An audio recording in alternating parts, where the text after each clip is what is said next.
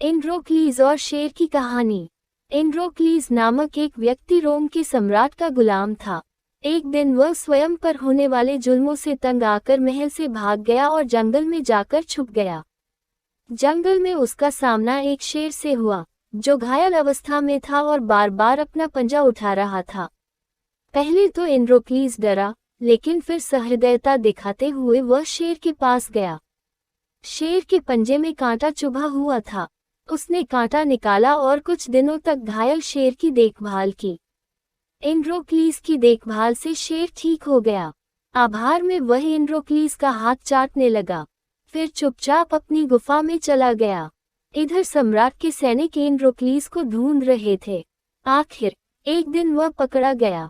उसे सम्राट के सामने पेश किया गया। सम्राट बहुत नाराज था। उसने एंड्रोक्लीज को भूखे शेर के सामने फेंक देने का आदेश दिया। जिस दिन एंड्रोक्लीज को शेर के सामने फेंका जाना था, उस दिन एक मैदान में रोम की सारी जनता इकट्ठा हुई। सबके सामने एंड्रोक्लीज को भूखे शेर के पिंजरे में फेंक दिया गया। एंड्रोक्लीज डरा हुआ था, उसे मौत सामने दिख रही थी। वह ईश्वर को याद करने लगा। शेर एंड्रोक्लीज की ओर बढ़ा। एंड्रोक्लीज पसीने पसीने हो गया। शेर एंड्रोक्लीज के पास आया। डर के मारे एंड्रोक्लीज ने अपनी आंखें बंद कर ली। लेकिन ये क्या, एंड्रोक्लीज को मारने के स्थान पर शेर उसका हाथ चाटने लगा। सम्राट हैरान था, सारी जनता हैरान थी और एंड्रोक्लीज भी। अंततः एंड्रोक्लीज समझ गया कि हो न हो, ये वही शेर है जिसकी घायल अवस्था में उसने देखभाल की थी। वह एंड्रोक्लीज को पहचान गया था। वह भी शेर को पुचकारने लगा और उसकी पीठ पर हाथ फेरने लगा। ये देख सम्राट ने सैनिकों को एंड्रोक्लीज को पिंजरे से बाहर निकालने का आदेश दिया।